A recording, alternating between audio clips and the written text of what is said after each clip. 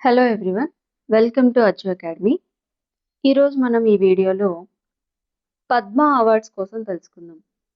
ఈ వీడియోలో మనం కవర్ చేయబోయే అంశాలు ఏంటంటే, రీసెంట్గానే మనకి పద్మ అవార్డ్స్ని ద్రౌపది ముర్ము గారు ఇవ్వటం జరిగింది.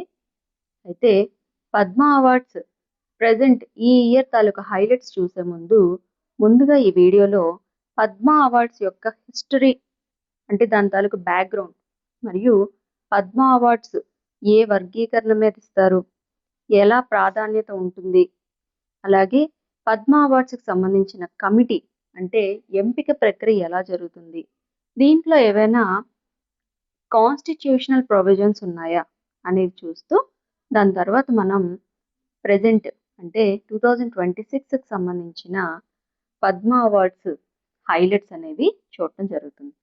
అయితే ఈ వీడియోలో మనం లాస్ట్లో కొన్ని బిట్స్ కూడా ఇవ్వటం జరిగింది. కంటెంట్ చూసిన తర్వాత మీరు ఆ బిట్స్కి ఆన్సర్ చేయడానికి ట్రై చేయండి. ఓకే, సరే. ఫస్ట్ ఆఫ్ ఆల్ మనం పద్మ అవార్డ్స్ యొక్క హిస్టరీ బ్యాక్గ్రౌండ్ మనం చెక్ చేద్దాం. అసలు పద్మ అవార్డ్స్ అంటే ఏంటండి? భారతదేశంలోనే అత్యున్నత పౌర పురస్కారాలు పద్మ అవార్డ్స్. అంటే పీపుల్కి ఇచ్చే ఒక అవార్డ్స్ పౌర పురస్కారాలు అంటారు. అంటే పౌరులకి నేరుగా గవర్నమెంట్ ఇచ్చే పురస్కారాల్ని పౌర పురస్కారాలు అంటారు. ఇది భారతదేశంలోనే అత్యున్నతమైన పౌర పురస్కారాలు. అయితే దీనికి కొంత చరిత్ర ఉంది. అదేంటనేది చూద్దాం. 1954లో పద్మ అవార్డ్స్ని స్టార్ట్ చేశారు. 1954లో ఫస్ట్ పద్మ అవార్డ్స్ని స్టార్ట్ చేశారు. అయితే స్టార్ట్ చేసేటప్పుడు 2 పౌర పురస్కారాలని స్టార్ట్ చేశారు. అవి ఏంటంటే, ఒకటి భారతరత్న, సెకండ్ ఏంటంటే పద్మ అవార్డ్స్. ఫస్ట్లో పద్మ అవార్డ్స్ని స్టార్ట్ చేసేటప్పుడు 3 కేటగిరీస్గా, అంటే మొదటి తరగతి, రెండవ తరగతి, అలాగే మూడవ తరగతి పద్మ అవార్డ్స్ అని ఇవ్వాలని నిర్ణయించుకున్నారు. అయితే జనవరి 15th, అయితే 1955లో జనవరి 15న రాష్ట్రపతి గారు ఒక నోటిఫికేషన్ జారీ చేశారు. ఇందులో ఏం చేశారంటే, ఈ పద్మ అవార్డ్స్కి 3 వర్గాలుగా కాకుండా 3 వేరువేరు స్వతంత్ర పురస్కారాలుగా రూపాంతరం చెందించాలి అని ఆ నోటిఫికేషన్లో రాశారు. దానివల్ల ఇప్పుడు మనం చూస్తున్నటువంటి పద్మభూషణ్, అలాగే పద్మవిభూషణ్, ఇంకా పద్మశ్రీ, ఈ 3 అవార్డ్స్ని కూడా స్వతంత్ర పురస్కారాలని వేరువేరుగా అందించడం అనేది జరుగుతుంది. అయితే 1954లో స్టార్ట్ అయిన ఈ పద్మ అవార్డ్స్ని ప్రతి సంవత్సరం కూడా రిపబ్లిక్ డే రోజు ఇస్తారు. రిపబ్లిక్ డే రోజు అనౌన్స్ చేస్తారు. ఆ తర్వాత రాష్ట్రపతి చేతుల మీదుగా ఈ పద్మ అవార్డ్స్ అనేవి అవార్డు గ్రహీతలకి 2 లేదా 3 విడతల్లో అందించడం అనేది జరుగుతుంది. అయితే 1954లో స్టార్ట్ అయిన ఈ పద్మ అవార్డ్స్ దాదాపుగా ఎక్కడ ఆటంకం లేకుండా 1978 వరకు కూడా ఎక్కడ ఆటంకం లేకుండా కొనసాగుతూ వచ్చాయి. అయితే 1978 నుంచి 78, 79 మరియు 93, 97 మధ్య కాలంలో కొంత పొలిటికల్ బ్యాక్గ్రౌండ్ వల్ల, కొంత పొలిటికల్ డిస్టర్బెన్సెస్ వల్ల ఈ అవార్డులు అనేవి ఆ టైంలో టెంపరీగా ఆపేశారు. మనకి డైరెక్ట్గా క్వశ్చన్ వస్తుందండి, పద్మ అవార్డ్స్ క్రింది ఏ సంవత్సరాల్లో ప్రకటన చేయలేదు అని అడిగితే మనకి గుర్తుండాలి. అవి ఏంటంటే 1978, 79, అలాగే 93, ఇంకా 97. ఓకే అండి. అయితే పద్మ అవార్డ్స్ని ఇచ్చేటప్పుడు అవార్డు గ్రహీతలకి ముందుగా ఏం చేస్తారంటే నామినేషన్స్ని ఇవ్వమని అడుగుతారు. అంటే ప్రజలే నేరుగా, అంటే పీపుల్ డైరెక్ట్గా ఆన్లైన్ ద్వారా కానీ ఆఫ్లైన్ ద్వారా కానీ పద్మ అవార్డ్స్ కోసం నామినేషన్స్ వేసుకోవచ్చు. అలా వేసుకున్నప్పుడు దానికోసం ఒక కమిటీని అరేంజ్ చేస్తారు. ఎవరు అరేంజ్ చేస్తారంటే ప్రధానమంత్రి గారు అరేంజ్ చేస్తారు. ప్రధానమంత్రి గారు ఈ కమిటీని ఏర్పాటు చేస్తారు. ఈ కమిటీలో మెంబర్స్ కూడా చాలా ఇంపార్టెంట్. ఒక సంవత్సరం యూపీఎస్సీ ప్రిలిమినరీలో ఇలాంటి క్వశ్చన్ ఒకటి వచ్చింది. ఏంటంటే Padma awards Padma awards selection కమిటీలో రాష్ట్రపతి గారు ఒక భాగం అని అడిగారు. కానీ కాదండి. రాష్ట్రపతి పద్మ అవార్డ్స్ కమిటీలో మెంబర్‌గా ఉండరు. ఆయన కేవలం కమిటీ ఏదైతే సిఫార్సు చేస్తుందో దాని తరువాత వచ్చినటువంటి ఎంపికని మాత్రం ప్రధానమంత్రి ఇంకా రాష్ట్రపతి గారు నిర్ణయిస్తారు. దాని తర్వాత రాష్ట్రపతి గారి చేతుల మీదుగా ఈ పద్మ అవార్డ్స్ అనేవి ఇవ్వటం జరుగుతుంది. అయితే ఇక్కడ పద్మ అవార్డ్స్ కమిటీలో ఎవరెవరు మెంబర్స్‌గా ఉంటారు అనేది కూడా మనం ఒకసారి చూసుకోవాలి. అదేంటంటే పద్మ అవార్డ్స్‌ని కమిటీకి ఒక క్యాబినెట్ సెక్రటరీ నేతృత్వం వహిస్తారు. హెడ్ ఎవరంటే క్యాబినెట్ సెక్రటరీ. ఒక క్యాబినెట్ సెక్రటరీ నేతృత్వం వహిస్తారు. ఇంకా ఇందులో హోమ్ సెక్రటరీ ఉంటారు. కూడా ఉంటారు. అలాగే రాష్ట్రపతి గారి పిఏ అంటే పర్సనల్ సెక్రటరీ మరియు నలుగురు నుంచి 6 ప్రముఖమైన వ్యక్తులు సభ్యులుగా ఉంటారు. అంటే వాళ్ళు వివిధ రంగాల్లో నిష్ణాతులైన గవర్నమెంట్‌కి చాలా ప్రముఖమైన వ్యక్తుల్ని ఎంతమంది ఉంచుతారండి? 4 నుంచి 6 సభ్యుల వరకు ఉంటారు ఈ కమిటీలో. అయితే ఈ కమిటీ తన యొక్క సిఫార్సుల్ని అంటే ఎవరైతే పీపుల్ నామినేట్ చేసుకుంటారో ఆ నామినేట్ చేసినటువంటి పేర్లలో వాళ్ళని ఈ కమిటీ ఏం చేస్తుందంటే సిఫార్సు చేస్తుంది. ఎవరికి? ప్రధానమంత్రికి మరియు రాష్ట్రపతికి. ఇలా ఫస్ట్ ప్రధానమంత్రికి సిఫార్సు చేస్తారు. వాళ్ళ యొక్క ఫైనల్ జాబితా మాత్రం ఈ ప్రధానమంత్రి ఇంకా రాష్ట్రపతి వాళ్ళు మాత్రమే ఖరారు చేస్తారు. అయితే ప్రతి సంవత్సరం కూడా మార్చ్ లేదా ఏప్రిల్ నెలలో రాష్ట్రపతి భవన్లో జరిగే ప్రత్యేకమైనటువంటి ఉత్సవంలో రాష్ట్రపతి గారి చేతుల మీదుగా ఈ అవార్డ్స్ తీసుకోవడం అనేది ఆనవాయితీగా వస్తుంది. అయితే ఇక్కడ మనం గుర్తుంచుకోవాల్సిన అంశాలు ఏంటంటే పద్మ అవార్డ్స్ కమిటీ ఒకటి ఇంపార్టెంట్. ఈ కమిటీ మీద మనకు క్వశ్చన్స్ వచ్చే ఛాన్సెస్ ఉంటాయి. అలాగే పద్మ అవార్డ్స్ బ్యాక్గ్రౌండ్లో మనం ఏ సంవత్సరం నుంచి స్టార్ట్ చేసామంటే 1954లో స్టార్ట్ చేసాం. ఇది ఒకటి గుర్తుంచుకోవాలి. అలాగే ఏ ఇయర్లో బ్రేక్ వచ్చిందంటే 1978, 1978 ఇంకా 79 అలాగే 90, 93 ఇంకా 1997 ఈ ఇయర్స్ గుర్తుంచుకోవాలి. అయితే ఇక్కడ మనకి కాన్స్టిట్యూషన్ పరంగా కొన్ని ప్రావిజన్స్ ఉన్నాయి. ఏంటంటే మనకి ఫండమెంటల్ రైట్స్లో ఆర్టికల్ 18 ఏం చెప్తుందండి? బిరుదుల్ని రద్దు అనే అంశాన్ని తెలియజేస్తుంది. అంటే ఎవరైనా వ్యక్తి పద్మ అవార్డ్స్ని కానీ అంటే ఏ అవార్డ్స్ అయినా తీసుకోవచ్చు. ఎవరైనా అవార్డ్స్ కనుక తీసుకున్నట్లయితే వాళ్ళు ఈ అవార్డ్స్ని అంటే ఈ బహుమతుల్ని లేదా అవార్డ్స్ని వీళ్ళు ప్రిఫిక్స్గా కానీ సఫిక్స్గా కానీ యూజ్ చేయకూడదు. ప్రిఫిక్స్ లేదా సఫిక్స్ అంటే ఏంటండి?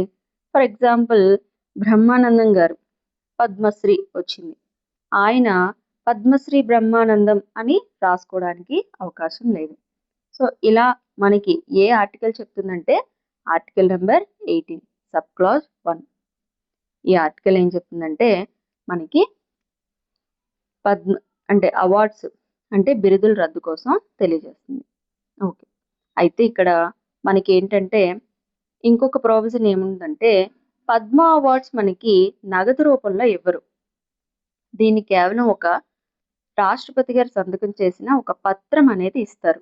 ఇది ఏ రంగాల్లో ఇస్తారంటే ప్రజలు ఎవరైతే విశేషమైన కృషి చేస్తారో వివిధ రంగాల్లో సాహిత్యం, కళలు, అలాగే క్రీడలు అలాంటి వివిధ రంగాల్లో బాగా కృషి చేస్తారో అలాంటి వారిని కమిటీ అనేది ఎంపిక చేయడం అనేది జరుగుతుంది. ఓకేనా? సో మీకు అందరికీ పద్మ అవార్డ్స్ యొక్క బ్యాక్గ్రౌండ్ ఇంకా దాని యొక్క స్ట్రక్చర్ అర్థమైందని అనుకుంటున్నాను. అయితే ఈ ఇయర్ పద్మ అవార్డ్స్ యొక్క హైలైట్స్ మనం చూద్దాం. ఓకే. ఈ పీడిఎఫ్లో మీకు చాలా క్లియర్గా మేము పద్మ అవార్డ్స్ యొక్క 2026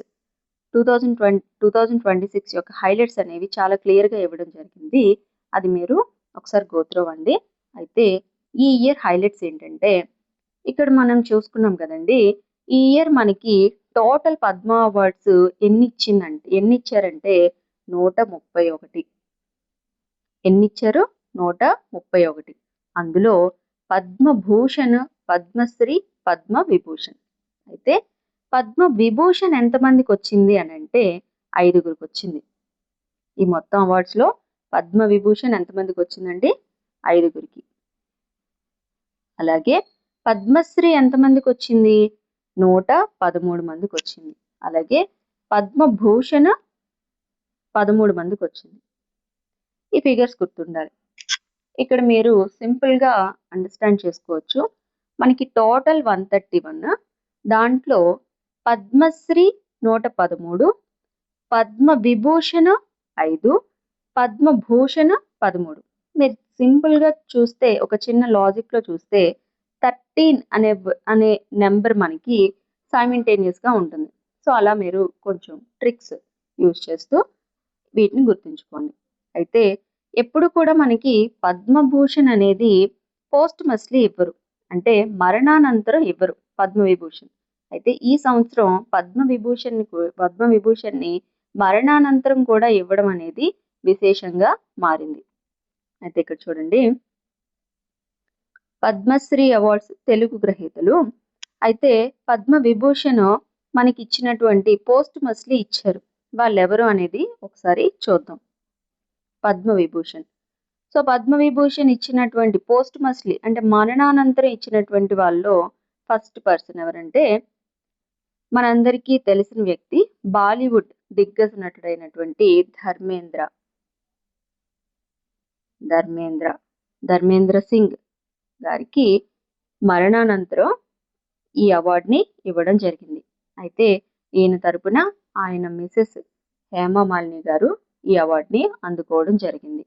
అలాగే విఎస్ అచ్యుతానంద్ గారు కూడా మరణానంతరం ఈ అవార్డుని తీసుకున్నారు. విఎస్ అచ్యుతానంద్ గారు, ఈయన కేరళ మాజీ ముఖ్యమంత్రి. విఎస్ అచ్యుతానంద్ ఎవరండి? కేరళ మాజీ ముఖ్యమంత్రి. అలాగే ఇంకొక వ్యక్తి ఎవరంటే ఎంఎస్ఎన్ రాజం. ఎంఎస్ఎన్ రాజం అంటే సింపుల్ గా ఎన్ రాజం అని అంటారు. ఇతను ఒక ఆర్టిస్ట్. ఏ రంగానికి చెందిన వ్యక్తి అంటే వయలిన్ రంగానికి చెందిన వ్యక్తి. ఇతను ఏ స్టేట్ కి సంబంధించిన వ్యక్తి అని అంటే ఇతను యూపీ స్టేట్ కి చెందిన వ్యక్తి. ఇంకా ప్రజా వ్యవహారాల్లో ఒక వ్యక్తికి ఇచ్చారు, కేటీ థామస్. ప్రజా వ్యవహారాల్లో ఒక వ్యక్తికి ఇచ్చారు, ఆయన పేరు కేటీ థామస్. ఓకేనా? సో ఇప్పుడు నేను చెప్తున్న అన్ని కూడా మీరు డీటెయిల్గా నోట్స్ రాసుకోవడానికి ట్రై చేయండి. కొన్ని అడిషనల్ పాయింట్స్ కూడా ఈ పీడిఎఫ్లో లేనివి నేను చెప్తుంటాను కదా, అవి మీరు క్లియర్గా నోట్స్ రాసుకున్నట్టయితే నెక్స్ట్ టైం మీ రివిజన్కి చాలా ఉపయోగపడుతుంది. ఓకే, అయితే ఈ పీడిఎఫ్లో మీకు తెలుగు రాష్ట్రాల్లో ఎవరెవరికి వచ్చిందో కూడా క్లియర్గా ఇచ్చాం. ఇక్కడ చూడండి, తెలుగు వెలుగులు పద్మశ్రీ గ్రహీతలను ఇచ్చాం. అంటే మన తెలుగు వారైనటువంటి కొంతమందికి పద్మశ్రీ అవార్డులు వచ్చాయి. వాళ్ళ పేర్లు మనకి ఏపీ కరెంట్ అఫైర్స్ మనం చదువుతాం కాబట్టి AP Andhra Pradesh group 1 group 2 studies చేసే వాళ్ళకి ఇవి కొంచెం ఇంపార్టెంట్. ఆ కోణంలో కూడా మనం తెలుసుకోవాలి. వాళ్ళు ఎవరనంటే యూజీసీ మాజీ చైర్మన్, జాతీయ నూతన విద్యా విధానాన్ని డ్రాఫ్ట్ కమిటీకి సభ్యుడిగా ఉన్నారండి అతను ఎవరంటే మామిడాల జగదీష్ కుమార్. ఎవరండి? మామిడాల జగదీష్ కుమార్. అలాగే గరిమెల్ల బాలకృష్ణ ప్రసాద్, ఇంకా డాక్టర్ గుండు వెంకట్రావు. వీళ్ళందరూ మన తెలుగు వాళ్ళే. సో ఇక్కడ ఇచ్చినవన్నీ ఒకసారి చూసుకోండి. మనం ఇక్కడ ఈ ఇయర్ హైలైట్స్ లో ఇవన్నీ ఇచ్చాం కదండి, ఇవన్నీ తెలుగు వాళ్ళకి వచ్చాయి. ఇవన్నీ కూడా మనకి గుర్తుంచుకోవాలి. సో మీరు ఈ పద్మ అవార్డ్స్ తో పాటుగా రిమైనింగ్ కొన్ని అవార్డ్స్ కూడా ఇక్కడ మేము ఈ పీడిఎఫ్ లో ఇవ్వటం జరిగింది. అవి కూడా మీరు క్లియర్ గా చూసుకోండి. ఒకసారి మీరు వాటిని గోత్రూ అయితే అవార్డ్స్ అన్ని ఒక టాపిక్ లాగా మీ నోట్స్ లో ఉంటే దానికి మీకు హ్యాపీగా ఈజీగా రివిజన్ చేసుకొని మీరు దాన్ని ప్రజెంట్ చేయడానికి బాగుంటుంది. అయితే మనకి ఈ వీడియోలో మీకు పద్మశ్రీ అవార్డు అంటే పద్మ అవార్డ్స్కి సంబంధించిన పూర్తి సమాచారం అందిందనే భావిస్తున్నాను. సరే, ఓకే. ఇంకా పద్మశ్రీ అవార్డ్స్ ఈ కౌంట్ గుర్తుండాలి. పద్మవిభూషణ్, పద్మభూషణ్, పద్మశ్రీ ఈ కౌంట్ అంటే టోటల్ ఎన్ని ఇచ్చాము? 131 ఇచ్చాము. దాంట్లో పద్మభూషణ్ 13, పద్మవిభూషణ్ 5, పద్మశ్రీ 130. ఇది మీకు గుర్తుండాలి. ఇందులో పోస్ట్మస్గా ఎవరెవరికి ఇచ్చామో గుర్తుండాలి. ఇంపార్టెంట్ అండి, బిట్స్ ఎక్కడ కవర్ అవుతున్నాయి అనేది చెప్తున్నాను. పోస్ట్మస్గా వచ్చినటువంటి వాళ్ళ పేర్లు కంపల్సరీ గుర్తుండాలి మీకు. ఎవరండి పోస్ట్మస్గా ఇచ్చిన వాళ్ళు? ఒకరు ధర్మేంద్ర, ఇంకొకరు విఎస్ అచ్యుతానంద, మరణానంతరం వీళ్ళకిచ్చారు. అలాగే కళారంగంలో అంటే వయలిస్ట్గా ఎవరికి ఇచ్చారు? ఎన్ రాజం గారు. అలాగే సాహిత్యం మరియు విద్యా కళలు పి నారాయణ గారికి ఇచ్చారు. ఈ పద్మభూషణ్ ఐదుగురి యొక్క పేర్లు కూడా మీకు క్లియర్గా గుర్తుండాలి. ఓకేనా స్టూడెంట్స్? అయితే ఈ కింద మీకు పద్మ అవార్డ్స్తో పాటుగా గ్యాలంటరీ అవార్డ్స్ కూడా ఇచ్చాము. దీన్ని ఒకసారి గోత్రు అవ్వండి. ఈ గ్యాలంటరీ అవార్డ్స్ అంటే తెలుసు కదా, డిఫెన్స్లో ఎవరైతే బాగా ఎక్కువగా కృషి చేస్తారో, ఎవరైతే తమ ప్రాణాలని సైతం పణంగా పెట్టి దేశం కోసం పోరాడతారో అలాంటి సైనికులకి ప్రభుత్వం ఇచ్చినటువంటి అత్యున్నతమైన పురస్కారాలని గ్యాలంటరీ అవార్డ్స్, శౌర్య పురస్కారాలు అంటారు. శౌర్య అంటే శౌర్యం చూపించడం అని అర్థం. వాళ్ళు భారతదేశం కోసం తమ శౌర్యాన్ని చూపించి ఈ అవార్డ్స్ని శౌర్యాన్ని చూపించారు కాబట్టి వాళ్ళ యొక్క దేశభక్తికి మెచ్చుకొని మనం ఇలాంటి అవార్డ్స్ని ఇచ్చి పురస్కరించుకుంటాం. ఇవి కూడా మీరు ఒకసారి చూడండి. అయితే ఈ కింద కొన్ని బిట్స్ ఇచ్చాము, MCQs ఇచ్చాము. వీటిని మీరు గో త్రూ అవ్వండి. సో నేను ఒక 2-3 బిట్స్ ఎక్స్ప్లెయిన్ చేస్తాను. రిమైనింగ్ బిట్స్ మీరు కమెంట్స్లో లేదా మీరు ప్రాక్టీస్ చేసుకోండి. ఇక్కడ చూడండి, మన ఫస్ట్ బిట్ 2026 గణతంత్ర దినోత్సవం సందర్భంగా ఎన్ని పద్మ పురస్కారాలని ప్రకటించారు? ఎన్ని ప్రకటించారండి? ఇందాక మనం చెప్పుకున్నాం కదా, 13 అనేది కీ నోట్గా ఉంచుకుంటే మనం ఈ బిట్ని ఆన్సర్ చేయొచ్చు. ఎంత? 131. ఓకే. సెకండ్ చూడండి, 2026 అవార్డులు తొలి విడతలో పద్మ విభూషణ్లో సత్కరించబడ్డ ప్రసిద్ధ శాస్త్రీయ వయోలిన్ విద్వాంసులు ఎవరండి? ఎన్ రాజన్. ఈయన ఏ రాష్ట్రానికి చెందిన వ్యక్తి? ఉత్తరప్రదేశ్. ఇలా కూడా కొన్నిసార్లు అడిగే ఛాన్సెస్ ఉంటాయి. ఓకేనా? సో ఇక్కడ మీకు టోటల్గా ఒక